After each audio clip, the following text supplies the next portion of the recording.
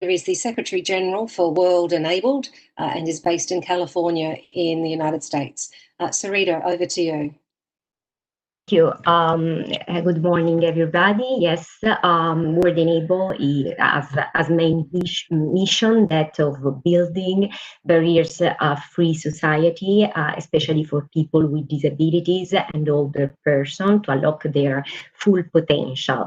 We work along three main services line, which is of course advocacy, then data and research to support policy formulation, especially at the local level, and then capacity building to support policy implementation. We have operationalized those three lines of services also in COVID-19 responses for the 2020 program of the organization. And the main and most important activities that we have been carried out are the organization of 9 weeks webinar series, Equity and Access in Times of Pandemic, in which more than 2,000 stakeholders have been gathered from all over 66 countries and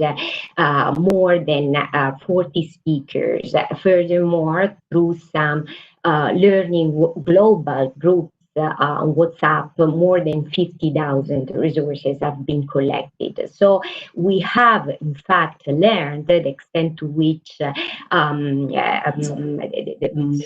more and more people are interested into getting together. Sorry? I got... No, you're right, Sarita. Please keep going. I think somebody else had come in over the top of you by mistake. Please continue.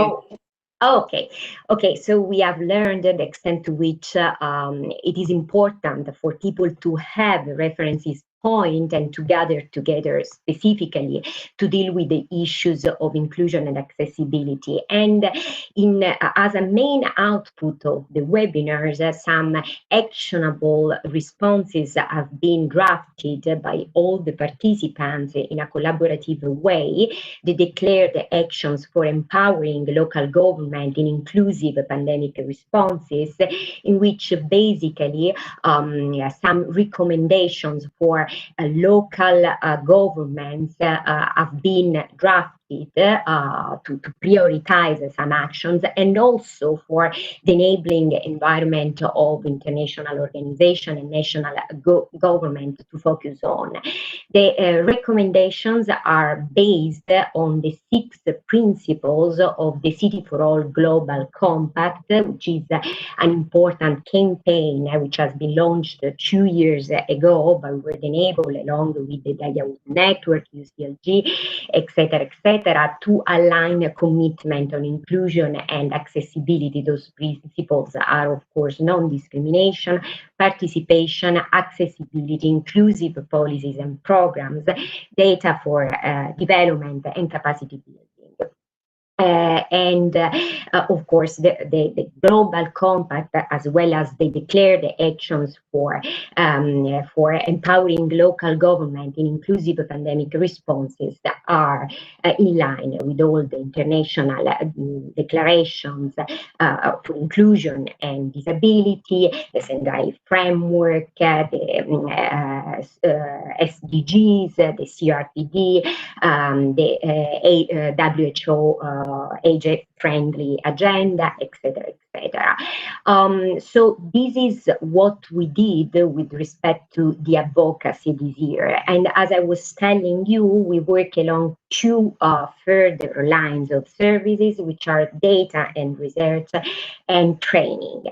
And we are extensively working on that respect. In fact, on December 3rd, we are going to launch the City for All Knowledge Hub, which will be a multi-stakeholder private-public platform in which they will be pursued some main objectives and goals. First and foremost, that of gathering data related to inclusion and disability, because one of the things that we are noticing the most is that there is a lack of financial commitments related to inclusion and disability, and we believe that actually data are one of the best way to mobilize those commitments, because it would be easier to assess inclusion and accessibility at the local level, but also to gather disaggregated data on people with disability that right now are really missing, and so to overcome this data desert. And basically better inform evidence-based policy formulation rather than random interventions. The third most important goal of the Knowledge Hub is that of trying to foster learning and awareness raising. So on December 3rd, we are also going to launch the first edition of a 4-year training program for inclusion and disability, which is addressed in particular to city leaders to foster peer-to-peer learning. In fact, the training program will include best practices which are highly scalable and replicable by other cities, so to foster networking between city leaders. But the learning programs is also addressed to the whole societies, because we believe that actually only by making inclusion and accessibility a whole societal goal, also local practitioners and policy leaders will be able to prioritize that in the agenda, because we need to overcome a modus operandi and a working method which proceed in silos at the local governments, and to shift from a mindset which is that of merely mainstreaming access and inclusion in disability policies to mainstreaming non-discrimination in all the policies which are drafted and then implemented at the national and local level. So I don't want to take more time. No, thank you, Sarita. That's a lovely explanation of the importance of the Cities for All program and the importance of inclusion in our cities. So thank you. That's great. Thank you. Now, can I return to each of our 4 panelists and ask you to share with us the one thing? So there are many things, of course, but we do have limited time. If you could wave your magic wand, what would be the one thing that you would recommend we take forward that needs fixing to ensure a better quality of life in our cities? What would be the one thing that you would focus on and to do? If I can start with you, Henry.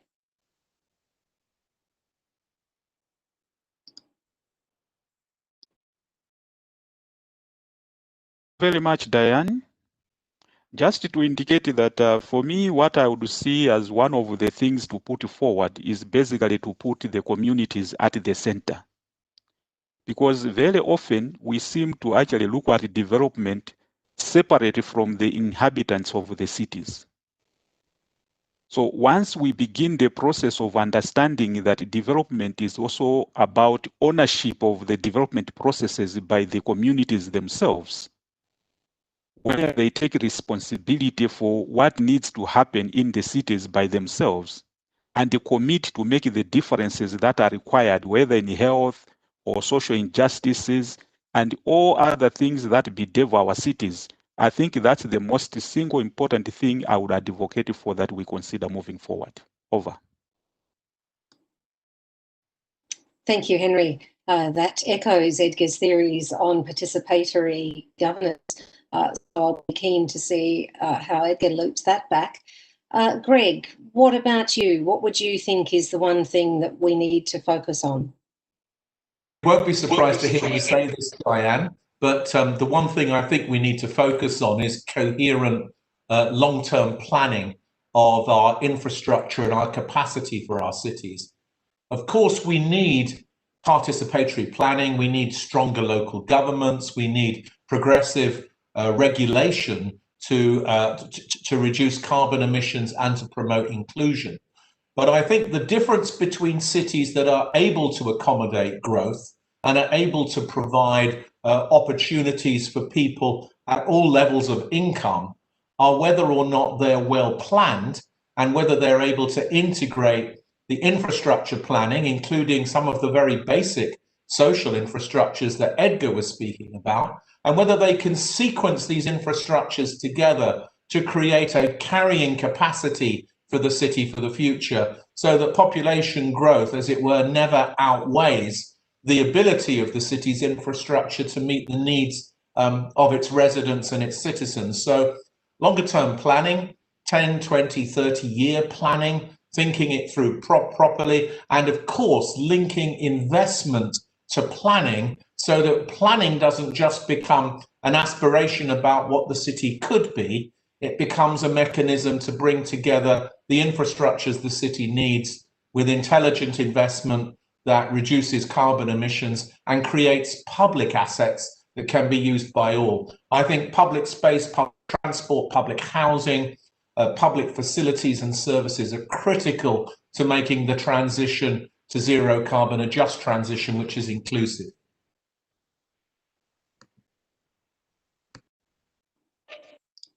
I'm going to have to clip that section, Greg, and share that around the world. Long-term integrated planning, particularly with infrastructure, is of course critical. I've been also doing some work with the Princess Foundation on a rapid urbanisation toolkit to enable that long-term planning, but in a rapid form for some of our rapidly growing communities. So I'll share details of that in the chat as well. Edgar, can I turn to you then? You spoke so eloquently about the roles of voice and culture in participatory governance. What would be the one thing you would do? Is it the citizenship academies, or is there something else? It would be, and of course, as our previous speakers have demonstrated, to say one thing is rather hard. But for me, I think really it's radical transparency. And so, for example, to build on Greg's point, you know, that there's lots of capable states who can effect long-term plans, but the plans are not particularly helpful because they lock us into the wrong long-term solutions or long-term problems.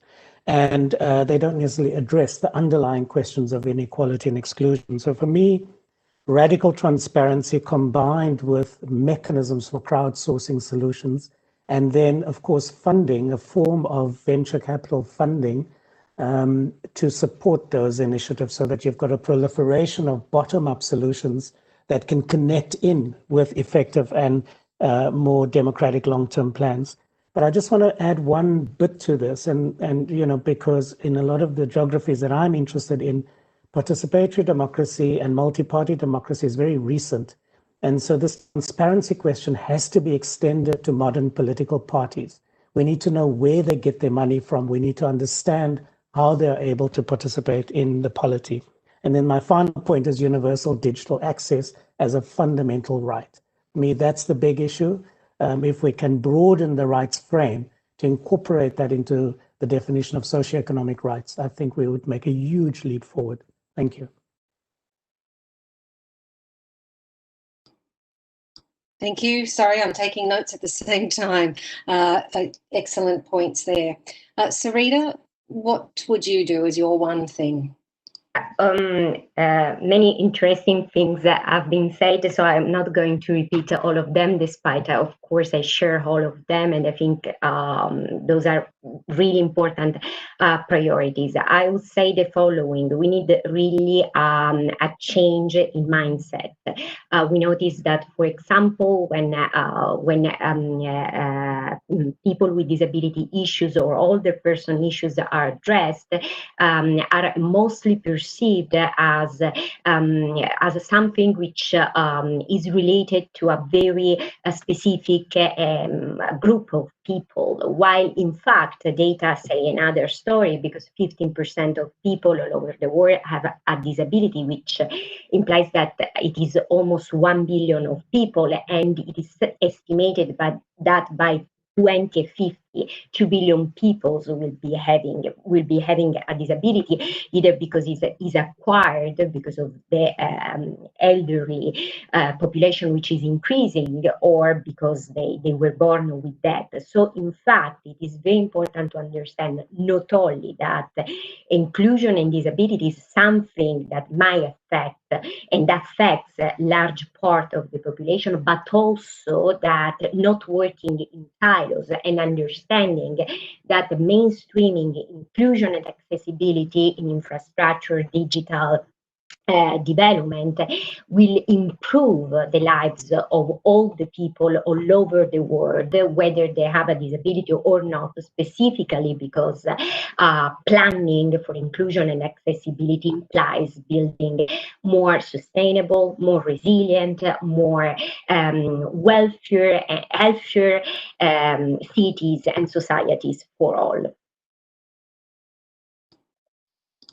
Thank you so much, Sarita.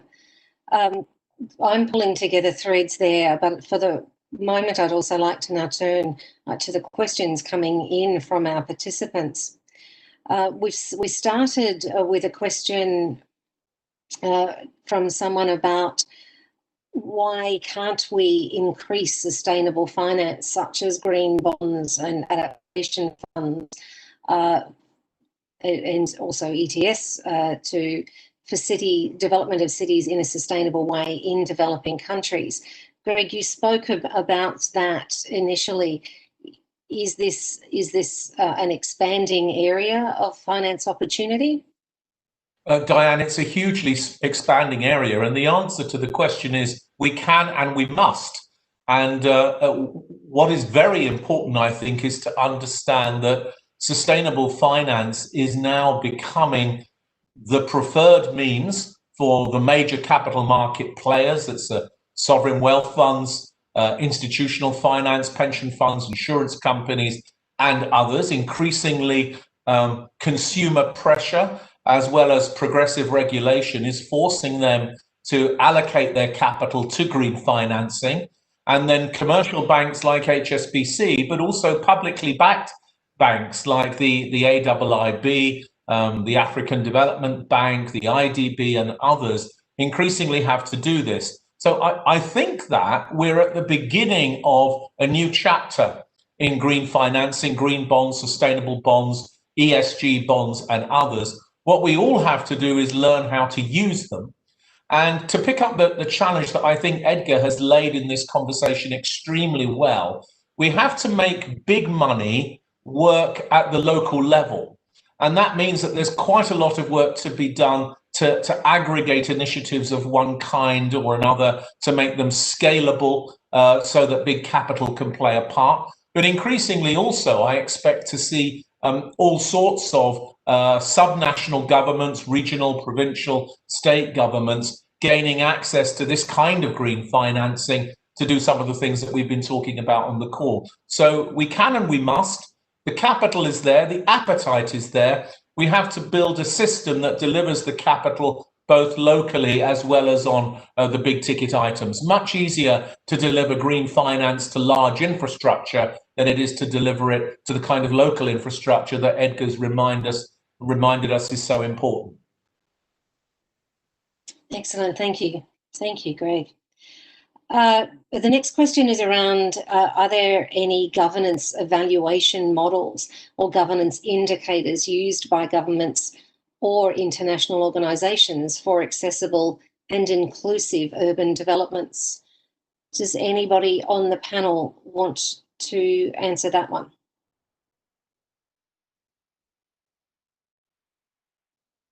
So are there governance evaluation models or indicators? Diane, I suspect Edgar's the right person to answer this question because he's done a lot of work in this space. So I think we should leave it to him. Excellent, Edgar.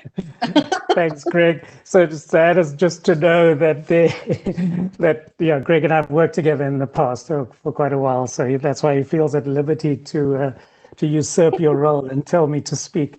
Of course, there are. In fact, it's a whole industry. And again, sort of just with my experience is and instinct is that when monitoring and performance indicators enters the frame, they very, very quickly get distorted because the problem with these systems is, it's garbage in, garbage out. And I've seen how in South Africa they've built one of the largest governance monitoring systems anywhere in a middle income country. And this was established just before the lost decade that we've had under President Zuma.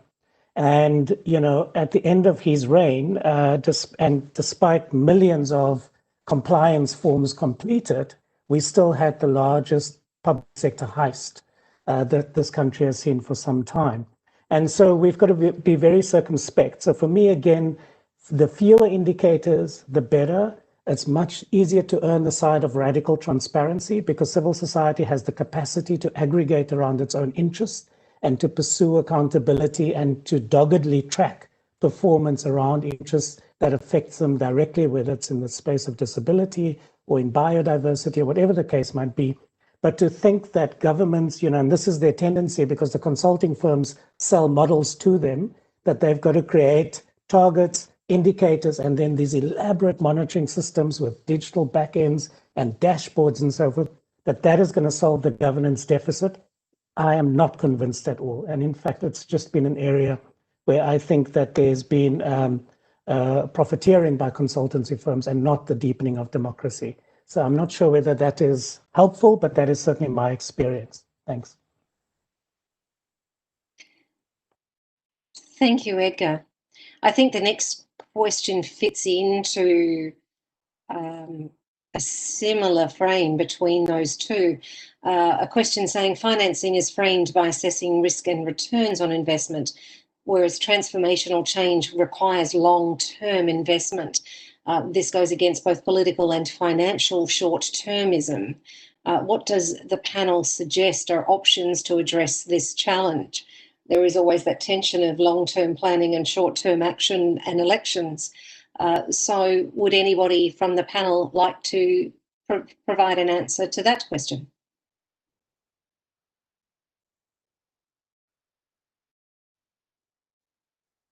Edgar, I think if you're speaking, you're muted. Oh, sorry. I'm happy to jump in and others can pick up.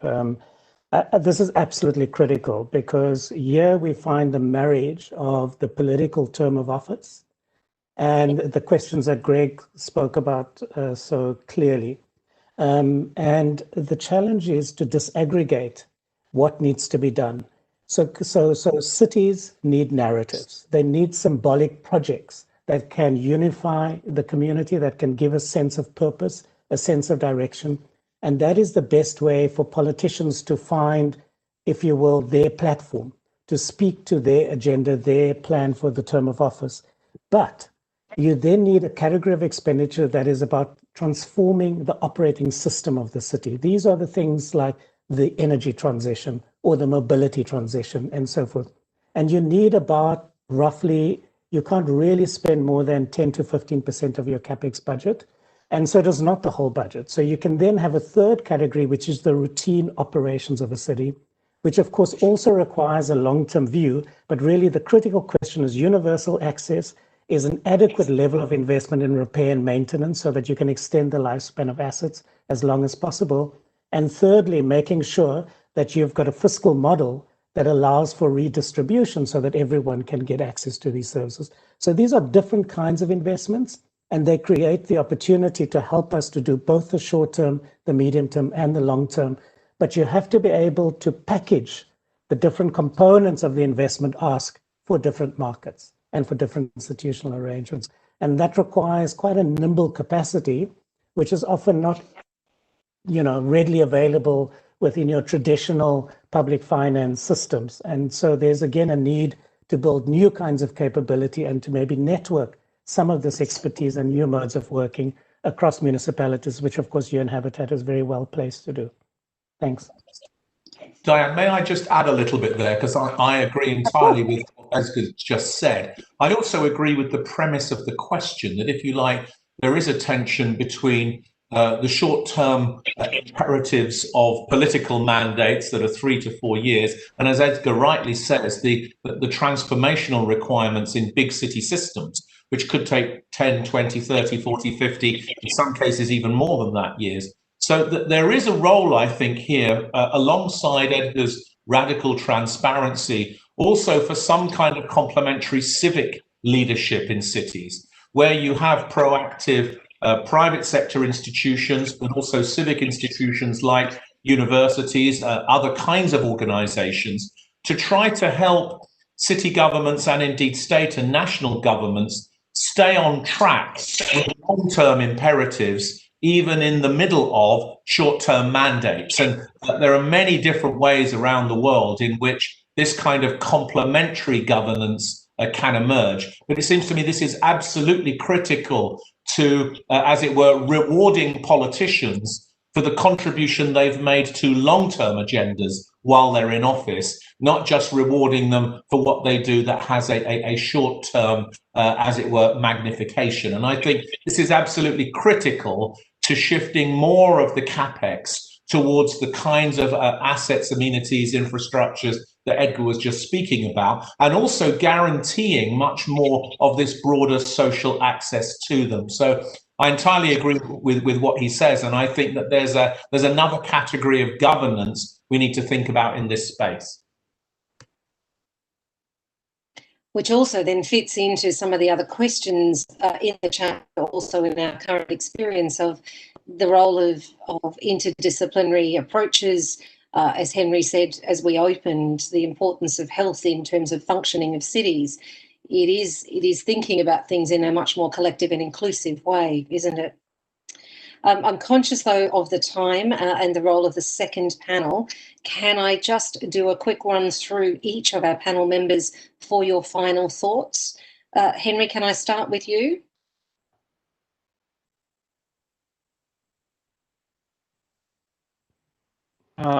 Okay, thank you, Diane. Let me just say, sometimes what we do,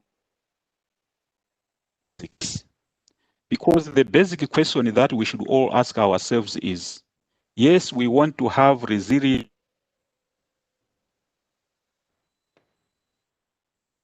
So once we put the who at the center of what we are doing, that will create a pathway where we are going to eliminate some of the challenges that we have been seeing over the few years. For the last issue that has been political agendas and what have you, if indeed we do have the city's development detached from the political leadership, where the people in the cities take in the short, long, medium, and long term, obviously that is going to give power to them to be able to chart the way forward for what they want to see for their own cities. So for me, it's about, yes, we need the money, and there's no question about it. But sometimes, speaking in the context of African cities, sometimes it's not about the money, but it's about what you think moving forward. What vision do you have for your people? So I think if we step back and take what is the vision, that we want to take for our people moving forward, and then mobilizing the finances to take us the next mile, instead of the monies driving what should be done, because that is where now we fall into the trap of the politicians hijacking the agenda. So maybe very briefly, let me stop there and thank you. Thank you so much, Henry. Greg, can I go to you next? Well, I think the quick summary would be that one of the effects of COVID-19 beyond the health crisis and the economic shock, I think, is to draw our attention to the need for a new social contract. And part of that is the license to operate for business and particularly for capital. My view is that the revised social contract will require business and capital to pay much more attention to sustainable and inclusive urbanization. And I think that that's a good thing. And I think that for all of the large financial institutions, multinational corporations and others who participate in this, anticipating that new license to operate, understanding the basis for the new social contract is critical to having a sustainable business model for the future. So to answer the primary question in the chat, why would businesses do these things? They would do them because they want to still be in business in 50 years' time, and they want to recognize that the social contract around the world is changing. The license to operate is going to be reformed and revised, and they need to be ready for that. It certainly is changing. Thank you, Greg. Edgar, can I turn to you? Sure, thank you. I guess for me, the issue is when we ask ourselves about what does working together to build sustainable cities and communities mean, we've got to step into the future and work back. We've got to recognize that if we're looking at a net zero world by 2050, and thankfully a number of significant countries have now signed up to that, so it seems as if there is increasingly sufficient momentum, we've got to recognize that the global economy is going to be different. The nature of community is going to be fundamentally altered, and the motivations of young people today is what is going to carry us there. So how do we really engage with new concepts around the solidarity economy, circular economy, the possibility of digital platforms, to begin to understand how do we connect these potentialities, these directional changes, to the fundamental questions of economic inclusion and incorporation through work and through a sense of purpose and entrepreneurship. And I would venture to say that, you know, it's still very early days. We don't have a very sophisticated language or set of frameworks to really understand what this transition means. Thank you. Excellent. Wish we had more time to talk. Sarita, your final thoughts? Yes, I think it is very important with respect to COVID-19 pandemic to recognize something, that the future is very likely, unfortunately, to be pandemic. This is in all the report from WHO since years, unfortunately, despite we were very late in recognizing the coming of this pandemic. And so it is very important to understand that we have to incorporate a new dimension into the planning for inclusion and for the building of inclusive and sustainable cities, which is precisely pandemic preparedness. And recognizing that implies that borrowing from the toolkit of all the tools that and the new urban agenda, etc., plays us in a comparative advantage, precisely because over there are many tools that would also allow us to be more prepared in the future for pandemic resilience and resilience overall speaking. And also it is very important to build new models of public-private partnerships and governance in order to bridge the private and the public sectors and the civil society to plan together, and this is necessary in order to move forward better. Thank you so much, Sarita. What a fascinating panel. I really wish we had more time to speak with you all, but we do need to move on to our next fascinating panel. So thank you very much for your time, Edgar, Greg, Sarita and Henry. It's now my pleasure to introduce our second panel for this session. Our first speaker in the second panel is Ms. Mary Akothwere, who is a director from the Wenham Grassroots organisation in Kenya. Mary, can I hand over to you to share with us some thoughts on your experience and what is working well in terms of sustainable urbanisation? Thank you very much for the opportunity you've accorded us to be able to speak in such a high-level event. As a grassroots woman who believes in the work of the community, we are indeed happy to be here. My organization, of course, works with the grassroots women within the informal settlements and within the peri-urban. And what is coming out from these discussions, valuing the communities, is very key to our hearts. It's very dear, because one of the key things that as the cities continues to expand, it also affects both the population and, of course, the desires that we also run for and believe for. So as an organization, we are linked to a network that organized. We have a national team which are members of the WIRO Commission that voices and amplifies grassroots women all over the world. And our work in building resilience in the community is no new. It's only that it has not been recognized before, because women are doing things daily that impact their own communities in a small way with very little resources. Looking at our work in the community, more so in the informal settlements, and especially during this year where we've had the pandemic, we have seen a number of challenges. And what came out very clearly and was the urban poverty that is glaring. And you look at it and you compare with the rural communities, then we say that as the cities continue to grow, then they're equally harboring poverty, giving rooms for people, small spaces for living as habitat that turn out to be minimal. And that is where we are seeing a number of informal settlements across. Whereas we are talking of, as the cities grow, then we are talking of the displacement context. It is growing towards the periphery, ensuring that the displacement is happening on two levels, whereby land is one of the key things that is coming out, that is being consumed. The demand is so high. Whereas in the cities, we are looking at spaces for women to be able to access markets and also have opportunities, which is actually relinquishing on the same. So what we are looking for and what we've been working for as a grassroots organization is to promote the livelihoods of our community in a way that everybody is inclusive.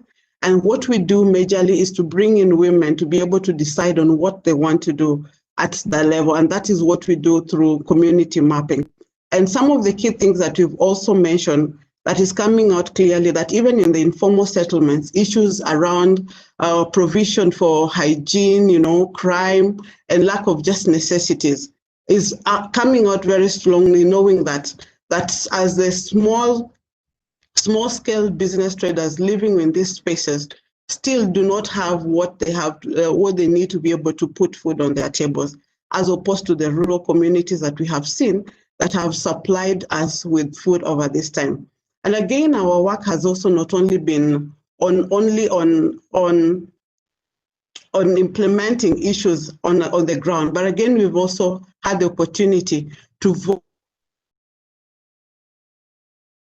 For instance, giving the opportunity, and these are some of the key things that we will celebrate, that other organizations are able to come in and work in with the local organizations such as ours to implement activity, more so in this season, whereby we've been able to reach out to the local informal settlements that have really been in dire need for issues around water and sanitation, collecting data. And these are some of the things we'd also want to celebrate, that they've had that opportunity.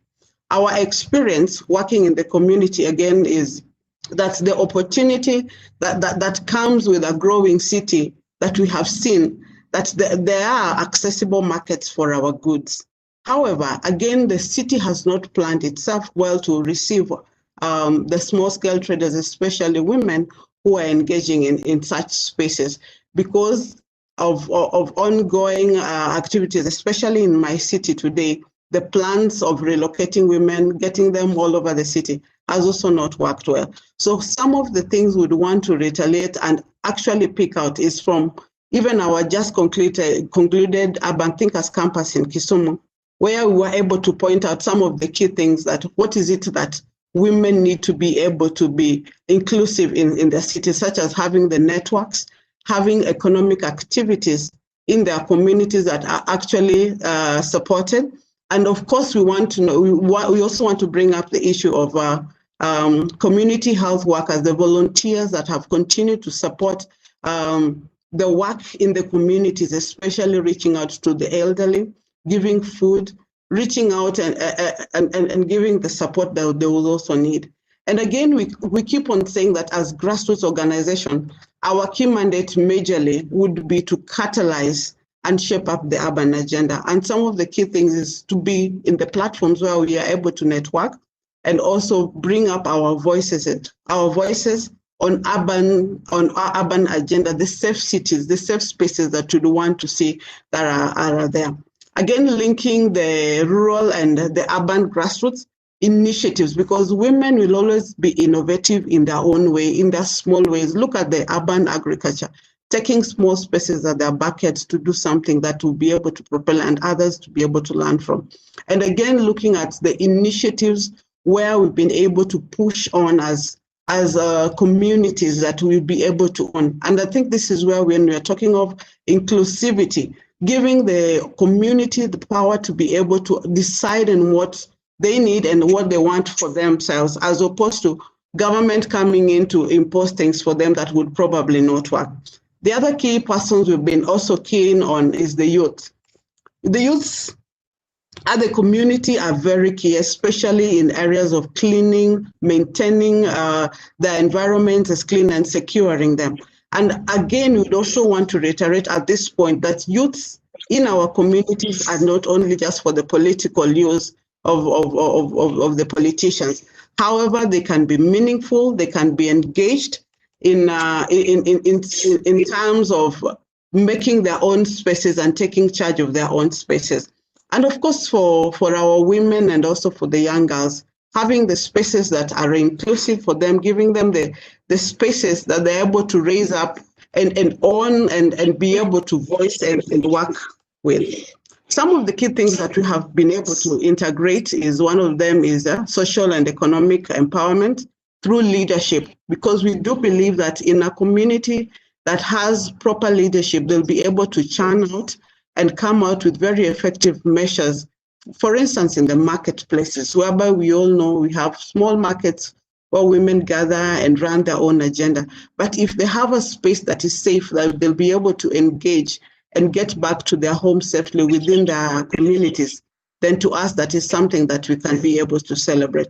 Again, when it comes to being involved in the communities and of course in the local dialogues, we want to believe that as grassroots women, we still do have the opportunity to raise issues in our cities, sit in those boards and raise up matters that actually are pertinent to us. But again, as grassroots agents, we want to believe that the city, without us participating and being brought on board to be able to engage, then does not really have the picture of us moving and bringing the plans with us on board. So thank you very much. Thank you, Mary. Now, can I head into a different part of the world and introduce Ms. Susana Rojas Williams. Susana is a specialist in urban development, housing, land and infrastructure in Peru. Susana, over to you for your thoughts around what is working well and the contributing factors to success.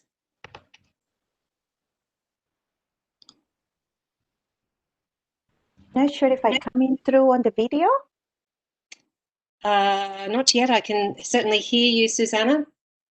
Okay, I can see the background, but I don't see to be. Oh, there I am. There you go. Welcome. Thank you, thank you. Thank you so much for the opportunity to be part of this panel. It's truly a pleasure to be here. greetings from Peru, as you mentioned. I wanted to share. I was also going through memory lane and reflecting of some of the experience that I have in the past 9 to 8 years. When I started primarily, well, at the beginning of my career, I started primarily focusing on participatory processes, working mainly with communities, understanding, as many of our panelists said it earlier, the particular role, the particular importance of bringing the voices of communities to planning processes, for them to be part of the creation of their own solutions to respond to the challenges that they're facing. And as I work in that arena, coming out with different ways to support these communities in that process, something that became quite important and quite critical was how can we bring the voices of those communities, bring the needs, bring the resources, the assets, the contributions that they bring to meet the mandates and the commitments that governments have. How can we bring those voices to be shared or to be part of platforms for dialogue, negotiation, and co-creation of innovative solutions with local private sector, with academia, with any other development actors that were willing and that had the incentives to be part of creating appropriate development solutions. So the past 8-9 years of my work with the different organizations that I have been with have been on figuring out what are those right type of mechanisms and platforms for discussion, for dialogue, for negotiation, for co-creation in what many term now as people-public-private partnerships. Partnerships for implementation, partnerships for advocacy, partnerships for knowledge sharing. So in terms of partnerships for implementation, what a specific example I have comes primarily from Eastern Europe, where the issue of energy poverty was quite critical, and there was a need to rehabilitate large multi-apartment buildings that were lacking a lot of maintenance, where there were issues of energy efficiency, a lot of that were bringing a lot of pollution and health issues, and where there was a need to come up with different types of innovative financing mechanisms that brought resources from different groups to be able to make those large retrofitting investments. So it was a process of bringing together civil society, different types of NGOs, think tanks, different types of research institutions that were working in these issues, the homeowner associations and the residents themselves, as well as municipalities, cantons, national governments, and the private sector, especially the financial institutions that had a strong commitment and that had a very strong interest to be part of this process. So key messages, key lessons learned from that process is it's truly understanding what are the different incentives that the different groups have to come together. As it was mentioned earlier, I believe by Edgar, it's not a very simple process. It's not a, while there might be a common goal, a common sense of direction that brings the different groups together, they're all coming with very different ideas and very sets of incentives what we need to be able to understand. So the municipalities in this particular case had a very strong incentive for reducing pollution, reducing the amount of dust particles in the environment. National governments had a very strong incentives around reduction of CO2 emissions.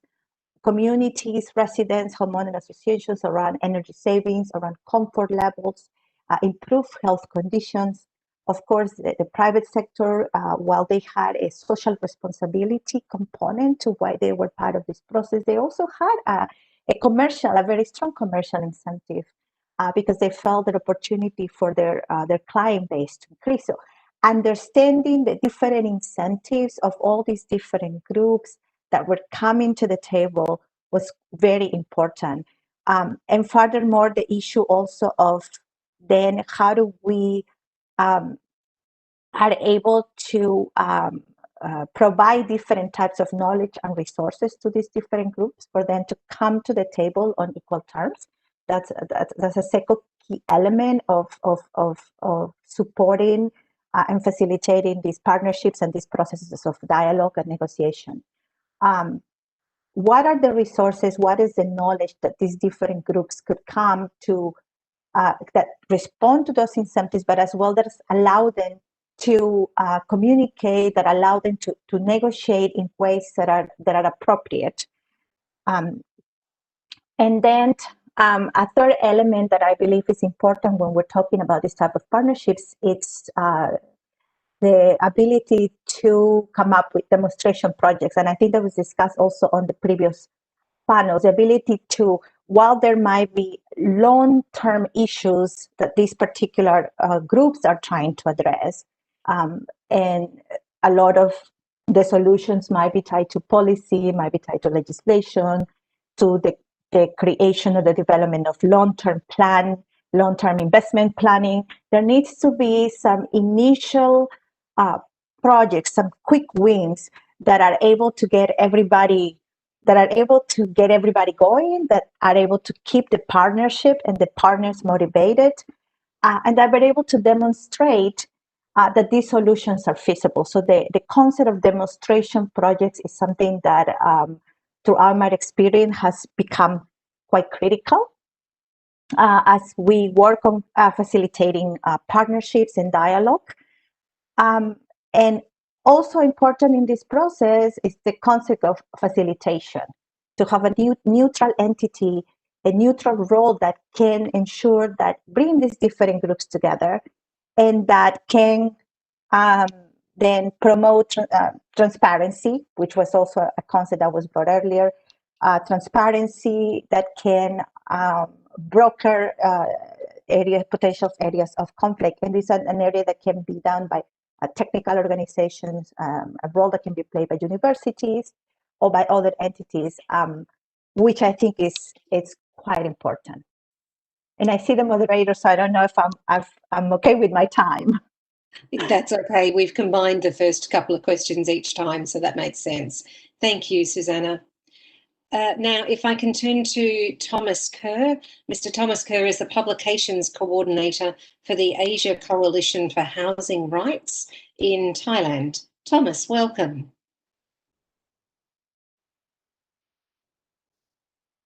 Thomas, are you with us?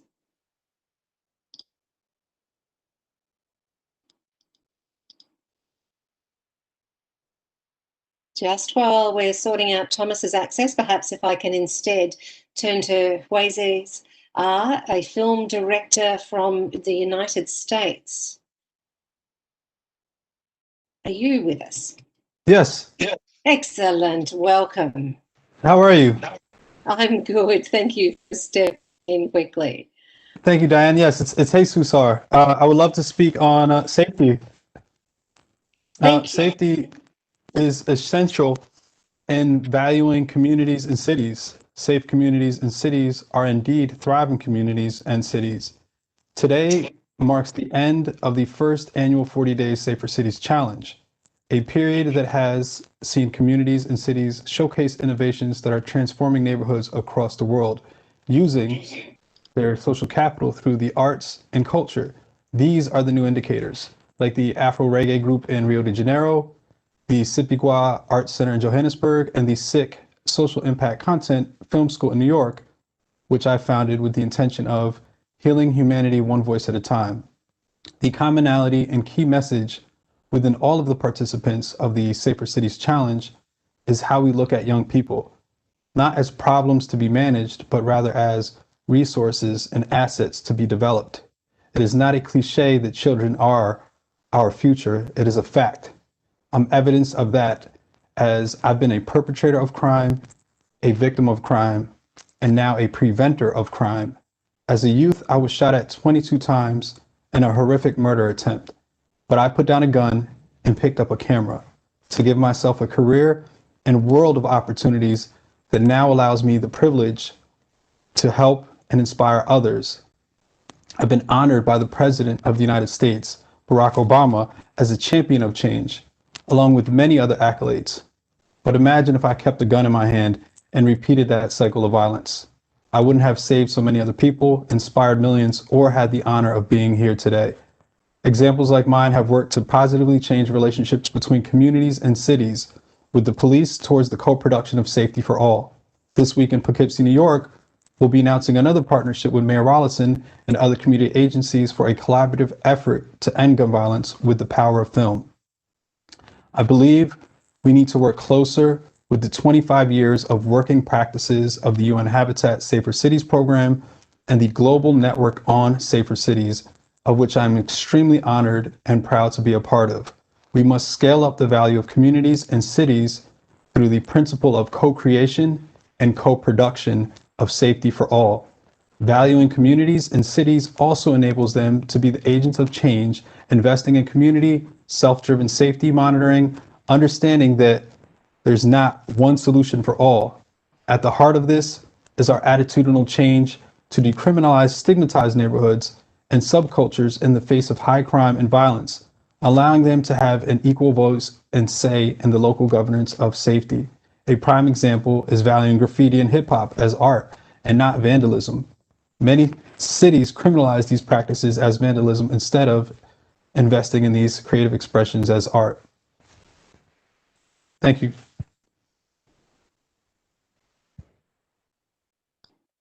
Sorry, thank you, Hasways. I was immediately struck with the importance there of the value of culture and how important that is to creating a sense of place and a sense of community. And you've articulated that so beautifully. So thank you for that. Can I just check if our final panel speaker in this session is with us now? Thomas, are you connected? I know you're online, I just can't quite hear you or see you yet.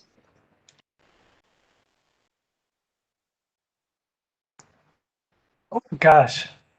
There you go. It's working? I can hear you. Okay. Do you have a picture? Not You don't need to see my face. It's not that exciting.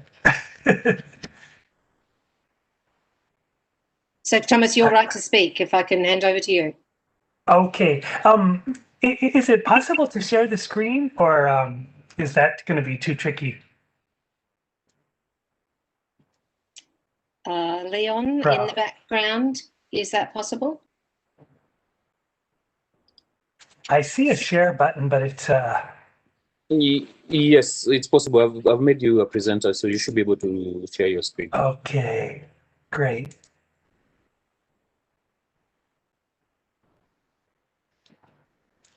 Can everyone see the slide, COVID-19? Yes. Okay. I'm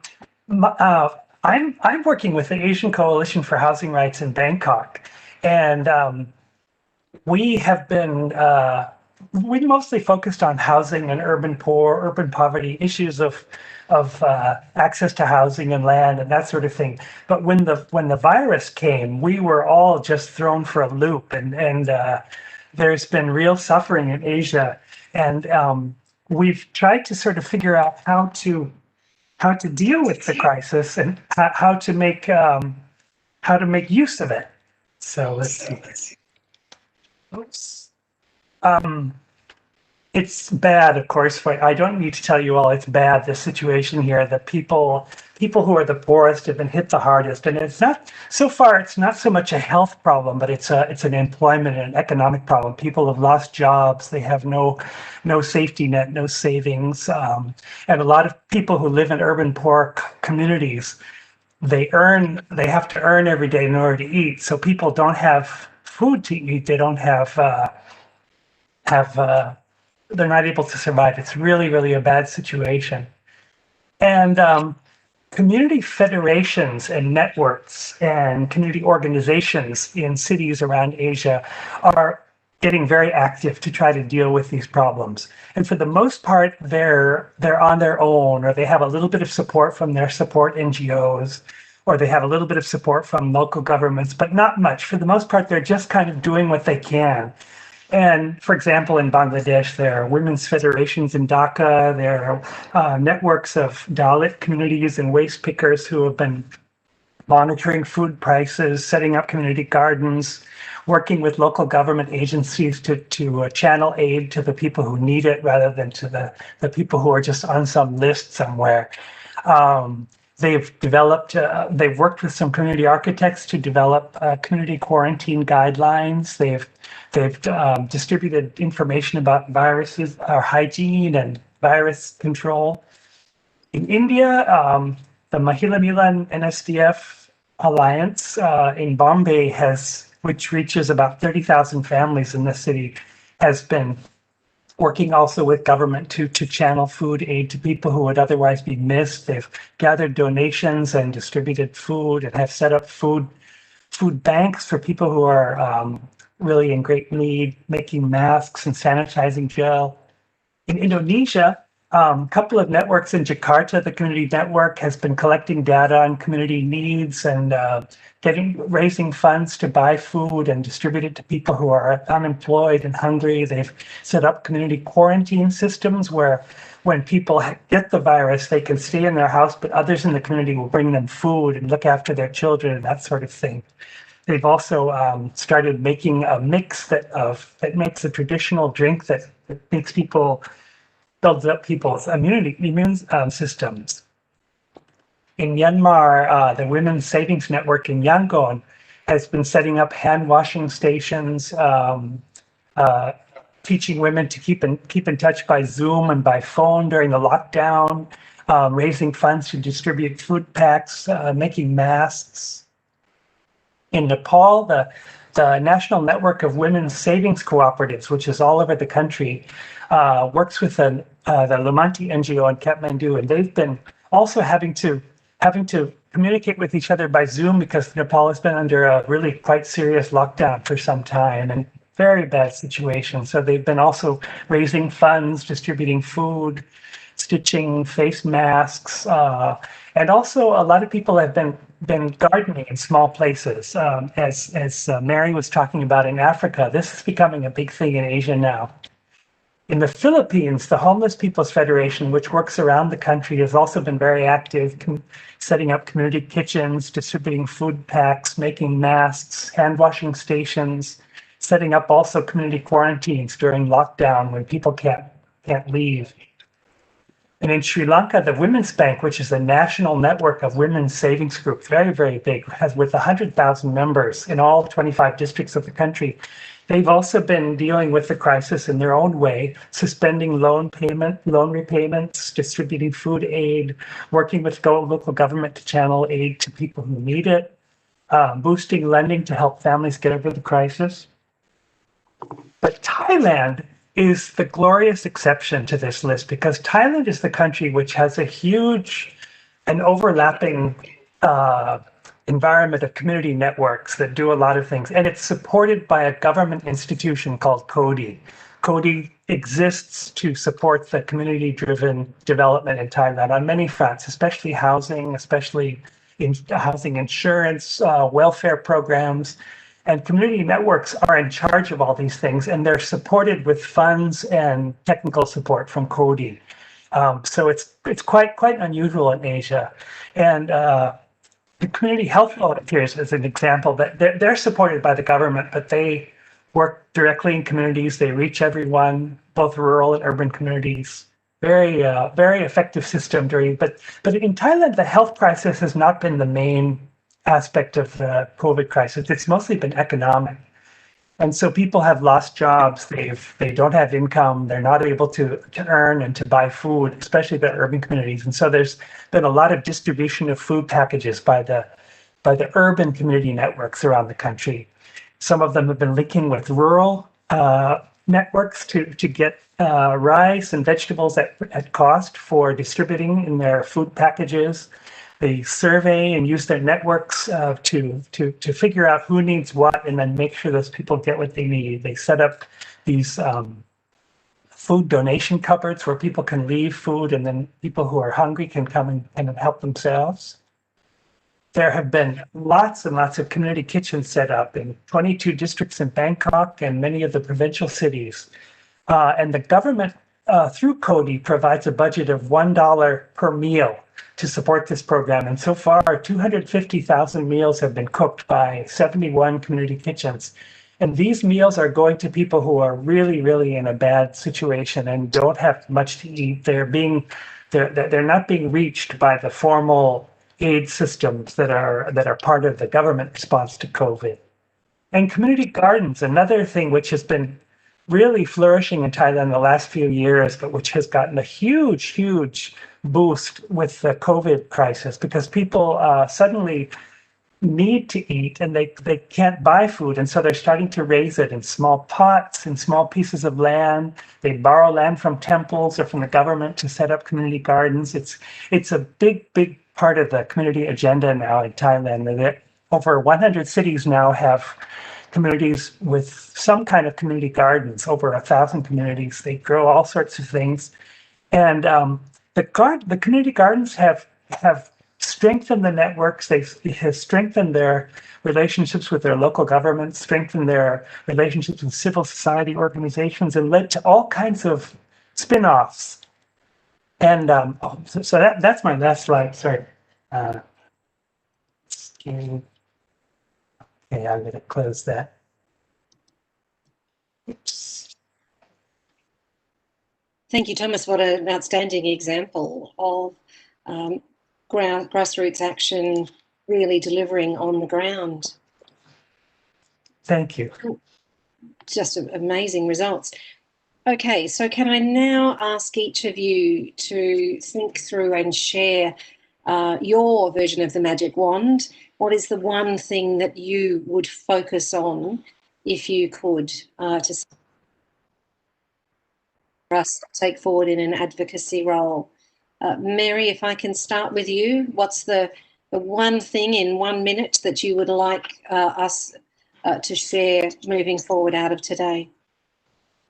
Oh, great, thanks. One key thing that I would want to bring out is the participation of grassroots women needs to actually be given opportunity across a number of forums. Because what is it that has made us so successful in engaging with very little resources, as opposed to being, having the funds to be able to do all these things that we are talking about? One of the key tools we've been able to use for this particular of engagement in the communities that comes out very clearly and can actually be adopted in other forums is the use of the community mapping, the peer-to-peer learning. And again, we have organized ourselves in a way that we are able to use the grassroots academy and congresses to be able to voice issues that we would want. So me moving forward, I would want something that grassroots voices should always be given opportunity to be able to participate and raise out their voices in participating on the table, not just sitting behind. Thank you. Excellent. Thank you. Susanna, your one big thing, one big recommendation?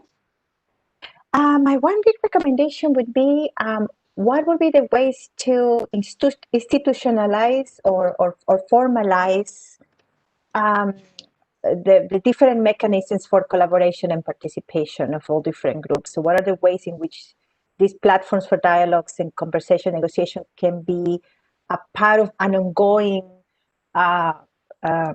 process for planning or investments? Can they be rooted in legislation? And what type of additional funding and resources need to be put in place for these processes to actually happen in a meaningful way? And who needs to own that particular role of facilitating and convening these processes is something that I think needs to be put in place. Thank you. That also then links back to the earlier conversations about transparency of democratic process and inclusion. So yes, I'm with you in that one. Jesus, what about you? What would be the one thing that you would ask and advocate for? Obviously, the importance of youth in our future, but in particular. Sure. As a filmmaker, one of the main things that I would change is messaging in media. I believe right now society is self-destructing through the consumption of content. What we perceive in media and pop culture dramatically impacts our social norms in America, our social norms in society. But right now in America, with the polarizing political race, we are quickly adopting a lifestyle of hate, judgment, and division. We must be better stewards of our narratives, whether it's through film, music, or influencers on social media. Artists and content creators today are driven primarily by profit, and that's not the true purpose of art. Content has become a big business and positivity doesn't sell, so the art and humanity suffer. We need to focus on art over algorithms. It's not enough that we grant the access to creating art to give youth an alternative to violence. We need to nurture responsible voices to create content that focuses on social impact, on social good, and the beauty of life. Art is our sanity, and when that's perverted by money or madness, there is no hope left for society. That's why programs like Safer Cities are so critical, because collectively, if we work together, we can save the world. Thank you. And Thomas. Can you hear me? Yes, certainly can. Okay. Oh, Jesus, I just love that, what you just said. I would just add, my point would be we need to fund community delivery systems because we don't. Poor communities and their organizations and their federations and networks can deliver development at scale. They can do it appropriately. They can do it better than the government can. They can reach the people who the formal system is not reaching, and yet they are not being funded. It's almost impossible to get money for development programs which put community people in the position of delivering development and development goods. And Thailand is an example of a place where they are being supported and they are doing all kinds of great things. So that would be my number one wish list point. Thank you. There's some amazing suggestions and themes that are resonating so strongly across each of you. I should note that in addition to the fact that obviously we're all taking the background, my phenomenal co-chair of the Stakeholder Advisory Group, Siraj Said, is also online and is distilling all of this together as he does so beautifully in these sessions. So thank you very much to Siraj. And for everybody who is taking part, you need to know that we will actually distill this and, of course, take it forward into the UN Habitat process. It's now time. We've got just under 10 minutes for some questions from the audience today. Just running through some of those.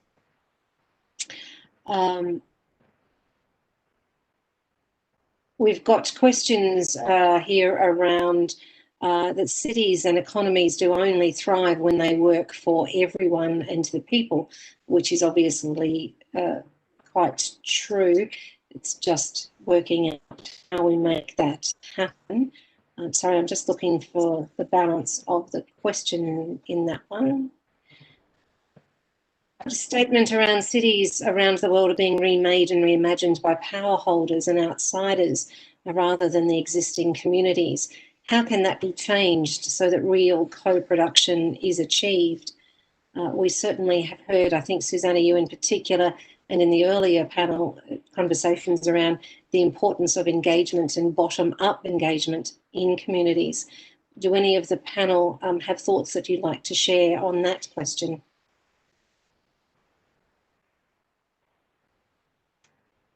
I'll expand a little bit on what I was saying earlier. I think it is critical for all voices to be heard. And Of course, the voices of communities are quite important and need to be at the center of these conversations, of the discussions of the planning processes.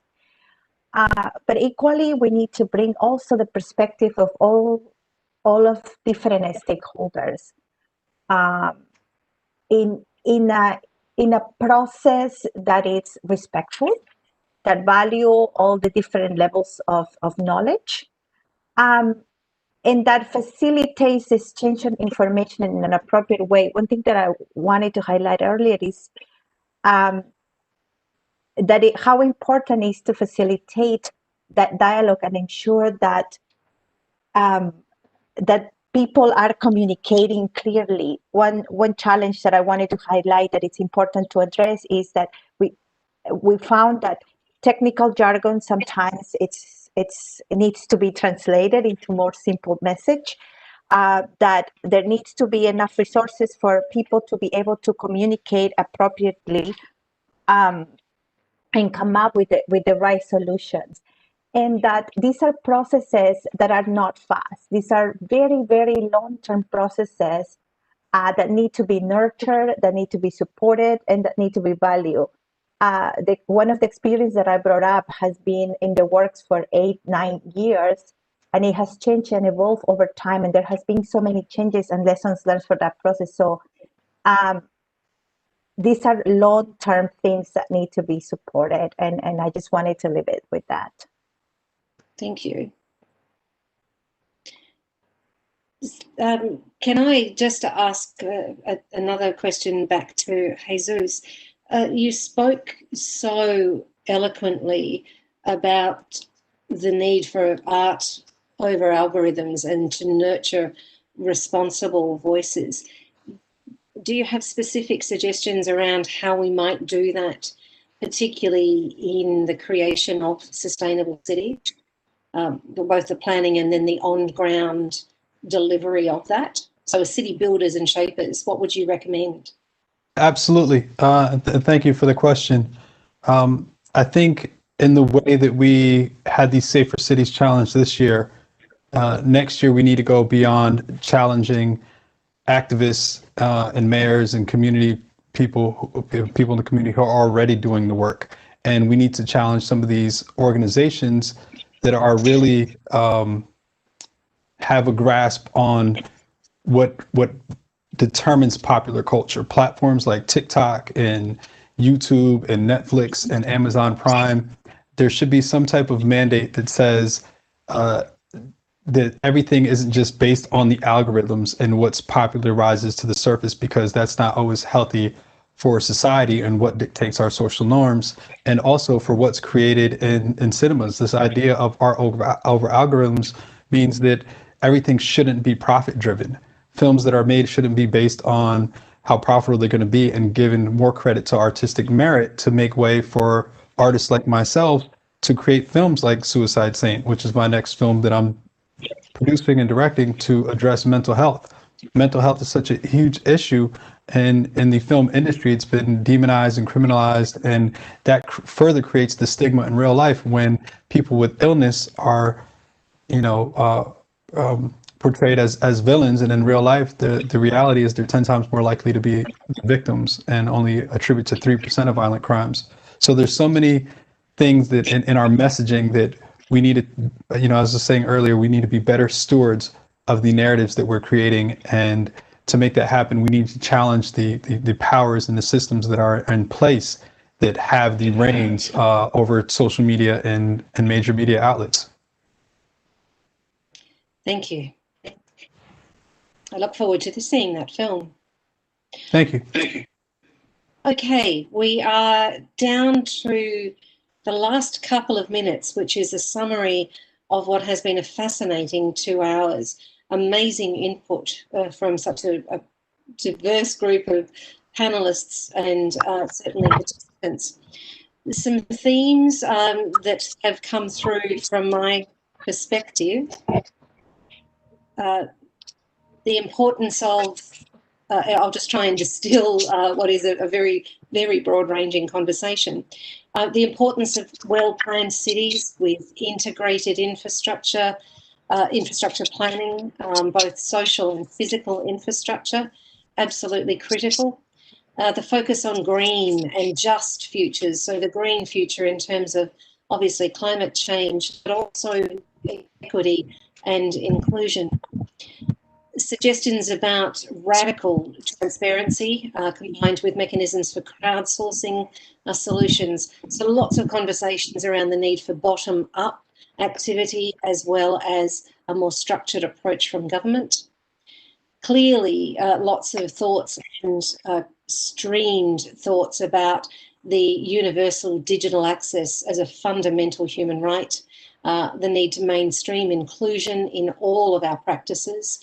I very much liked the discussion around a new social contract, acknowledging that business and capital need to pay more attention to inclusive, sustainable urbanisation. The importance of the global network of safer cities and the critical nature of youth for our future. Clearly, strong conversations around the need to mobilise grassroots and diverse communities from the bottom up. The importance of learning from experiences worldwide and at local level from all perspectives. The need to institutionalise and formalise the different mechanisms for collaboration. How can we ensure that people are able to participate in planning and democratic processes and governance processes in their cities? Can they be legislated if possible? The importance of messaging in media, as we have heard from Jesus, how art is our sanity, I think is a phrase that will stay with us all after today's discussion. But certainly the importance there of institutionalising partnership mechanisms and the importance of a variety of stakeholders and bringing together all of those thoughts and inputs. And I think the summary of many of the artistic components that we've talked about today is the importance of innovative, creative processes. We all know that vibrant communities are critical, and they're the ones that we all love and enjoy. So how we make sure we capture those processes to also continue to create our vibrant communities. So thank you so much to our amazing panelists today. We started, of course, with Raf Tutz, the Director of the Global Solutions Division from UN Habitat. We had Henry from UNAIDS, Sarita from World Enabled, Edgar from the African Centre for Cities, Greg from the HSBC Future Cities and New Industries Group. We've had Mary from Wynnum Grassroots. We've had Jesus, a film director, a great range of panelists, haven't we? And Susanna from Peru, and then Thomas with those amazing community garden examples from Thailand. So thank you so much to UN Habitat for arranging today, and thank you to our participants who have stayed with us for 2 hours in a fascinating series of discussions. We appreciate your time, your effort, and a huge thank you again to our panelists on behalf of UN Habitat. And thank you all for your time and attention. Have a lovely day and happy World Cities Day. Thank you. Thank you. Bye. Thank you, Diane, and Thank you, Diane. And have a great weekend. Bye. Yeah, take care. Thank you, Diane. Thank you, everybody. Bye. Bye, Lucia. Thank you. bye-bye. Thank you very much.